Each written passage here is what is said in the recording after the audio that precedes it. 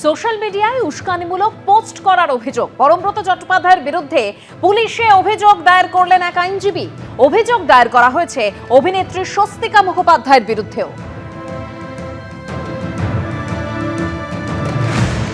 আর কোন পোস্টের পরিপ্রেক্ষিতে এই পদক্ষেপ? 2021 সালের বিধানসভা নির্বাচনের ফল ঘোষণার দিন আজ বিশ্ব অগ্রণী দিবস ঘোষিত হোক বলে সোশ্যাল মিডিয়ায় পোস্ট করেছিলেন পরমব্রত চট্টোপাধ্যায়। পোস্টে অভিনেত্রী স্বস্তিকা মুখোপাধ্যায় কমেন্ট করেছিলেন, হোক হোক।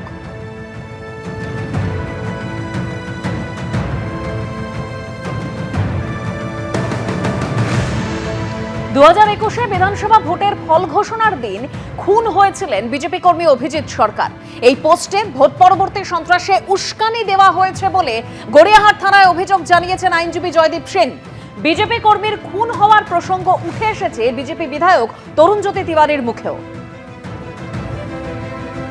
পরমব্রত যে টুইটটা করেছিল 2021-এর 2 মে বিকেল 4টে নাগাদ, সেই সময় অলরেডি পোস্টপোল ভায়োলেন্স শুরু হয়ে গেছে এবং উনি যে টুইটটা করেন আজ বিশ্ব রগরানি দিবস ঘোষণা করা হোক, that is a clear and conscious instigation and abetment to large scale violence.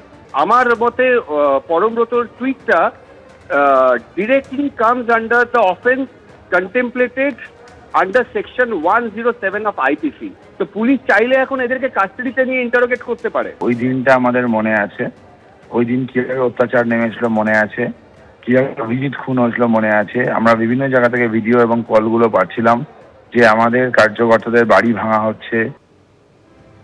Trinamool জমানায় রাজ্য সরকারি কমিটিতে জায়গা পেয়েছিলেন পরমব্রত চট্টোপাধ্যায়।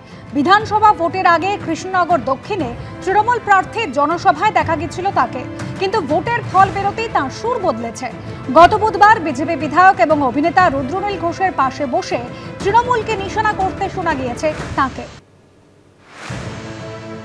প্রত্যেকেই আমরা আমাদের রোজগার করতে হয়, আমাদের প্রত্যেকেই কম্প্রোমাইজ করতে হয় কিছু না কিছু, কোনো না কোনো স্টেজে আমাকেও করতে হয়। আমার সদ্যজাত সন্তানের মুখের দিকে তাকিয়ে দাঁতে দাঁত চেপে ওই জিনিসটা করেছিলাম, আমার কোনো উপায় ছিল না। তাই আর এই পরম পরিবর্তন নিয়ে ইন্ডাস্ট্রির ভেতর থেকে এসেছে তীব্র কটাক্ষ। তৃণমূল আমলে এখন যেটা দেখলাম যে এত মানুষ, অসাধু মানুষ রাজনীতির সঙ্গে জড়িয়ে পড়েছেন, এটা আমাদের তখনকার অভিজ্ঞতায় ছিল না। আবার এই বিজেপি আসার পর দেখতে পাচ্ছি যে মানে এত গিরগিটি যে আছে সেটাও সমাজের মধ্যে, এটাও মানুষ বোধহয় পরিষ্কারভাবে এখন বুঝতে পারছি। যত এরকম কম্প্রোমাইজ করব, ঠিক ইলেকশনের আগে আমি যে দলের হয়ে প্রচার করেছি আর তারপরেই আবার বলবো যে না ওটা আমার ভুল হয়েছে, এটাকে এই দ্বিচারিতা মানুষ ভালো চোখে দেখে না। পরমব্রত নিজের যেটা বুদ্ধিমান ছেলে, যেটা ওর বুদ্ধিতে যেটা ঠিক মনে হয়েছে সেটা করেছে। আমরা বোকা মানুষ, বোকা অবস্থানেই থাকতে চাই। আর রাজ্যে পালাবদলের পর পরমব্রত চট্টোপাধ্যায়ের সুর বদল নিয়ে সরব হয়েছে বিজেপি। 2021-এ যখন ওই সোশ্যাল মিডিয়া লিখেছিলেন, ফেসবুকে লিখেছিলেন যে আজ বিশ্ব রগরানি দিবস, ওই রগরানি তখন কি হয়েছিল জানেন? ততক্ষণে অভিজিৎ সরকারকে মেরে ফেলা হয়েছে, এই রগরানি চলছিল।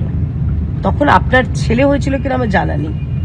আচ্ছা, অভয়ার সময় যদি কথা বলেন, অভয়ার সময়তে তো 2024 অভয়া হয়েছে আর 2025-এ আপনার ছেলে হয়েছে। তাই সেই সময় কার মুখের দিকে তাকিয়ে আপনি চুপ ছিলেন আমি জানি না। তাদের বিরুদ্ধে অভিযোগ দায়ের প্রসঙ্গে প্রতিক্রিয়ার জন্য পরমব্রত চট্টোপাধ্যায় ও স্বস্তিকা মুখোপাধ্যায়কে একাধিকবার ফোন করা হলেও তাঁরা কেউই ফোন ধরেননি, SMS এরও উত্তর দেননি।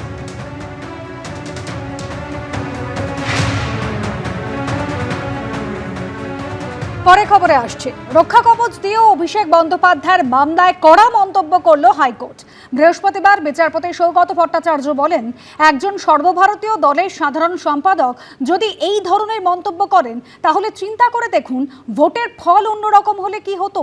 আর এরপরেই তাঁকে পুলিশের কাছে সশরীরে হাজিরার নির্দেশ দেয় আদালত।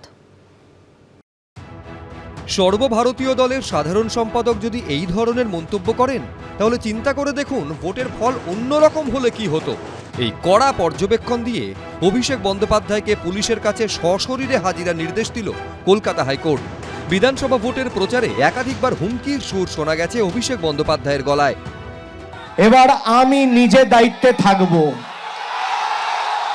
4 তারিখ 12টার পরে কোন জল্লাদের কত ক্ষমতা আর কার দিল্লির বাবা কাকে বাঁচাতে আসে আমি 4 তারিখ দেখব। 4 তারিখে রবীন্দ্রসঙ্গীতের সাথে গ্রামে একটু করে ডিজেও বাজবে, তৈরি থেকো। আমি মমতা বন্দ্যোপাধ্যায়ের মতো উদার নই। এই আবহে শুক্রবার বাগুইআটি থানায় অভিযোগ দায়ের করেন রাজীব সরকার নামে এক ব্যক্তি। তিনি অভিযোগ করেন ভোট প্রচারে উস্কানিমূলক কথাবার্তা বলেছেন এবং হুমকি দিয়েছেন অভিষেক বন্দ্যোপাধ্যায়। তার ভিত্তিতে হয় এফআইআর। এরপরই কলকাতা হাইকোর্টে দ্বারস্থ হন অভিষেক বন্দ্যোপাধ্যায়। সেই মামলার শুনানিতে বৃহস্পতিবার বিচারপতি সৌগত ভট্টাচার্য বলেন, একজন সর্বভারতীয় দলের সাধারণ সম্পাদক যদি এই ধরনের মন্তব্য করেন তাহলে চিন্তা করে দেখুন ভোটের ফল অন্যরকম হলে কি হতো। অভিষেক বন্দ্যোপাধ্যায়ের আইনজীবী কল্যাণ বন্দ্যোপাধ্যায় তখন বলেন হয়তো সম্পূর্ণ শান্তি থাকতো, কিন্তু বিচারপতি সঙ্গে সঙ্গে বলেন আমাদের রাজনৈতিক ইতিহাস খুব ভালো কথা বলে না। আমরা বলেছিলাম প্রয়োজন হলে আমরা গ্রিন করিডোর করে দিচ্ছি এয়ারপোর্ট পর্যন্ত, আপনি গিয়ে একবার অমিত শাহর সঙ্গে দেখা করে আসবেন। উনি অমিত শাহকে দেখতে চাইছিলেন, ব্যাকুল হয়ে উঠেছিলেন অমিত শাহকে দেখবার জন্য 4 তারিখ দুপুরে। উনি একটু বেরিয়ে আন্দোলন করুন, ঠিকঠাক লাগবে। ফলতা উপনির্বাচনে কোনো লড়াই প্রচার নেই, পোস্টার নেই, বিজেপির পতাকা খোলার লোক রাস্তায় নেই, আর তৃণমূল কংগ্রেসের পতাকা লাগানোর জন্য। এরপরই বিচারপতি সৌগত ভট্টাচার্য নির্দেশ দেন তদন্তে সহযোগিতা করতে হবে তৃণমূল সাংসদকে। অভিষেকের আইনজীবী কল্যাণ বন্দ্যোপাধ্যায় আশঙ্কা প্রকাশ করে বলেন তদন্তের নামে হেনস্থা করা হবে, ভার্চুয়াল হাজিরার সুযোগ দেওয়া হোক। কিন্তু সেই আবেদন খারিজ করে বিচারপতি ভট্টাচার্য বলেন না, সেটা হয় না, তাকে সশরীরে হাজিরা দিতেই হবে। একজন সাংসদ হয়ে কিভাবে তিনি এই ধরনের মন্তব্য করলেন?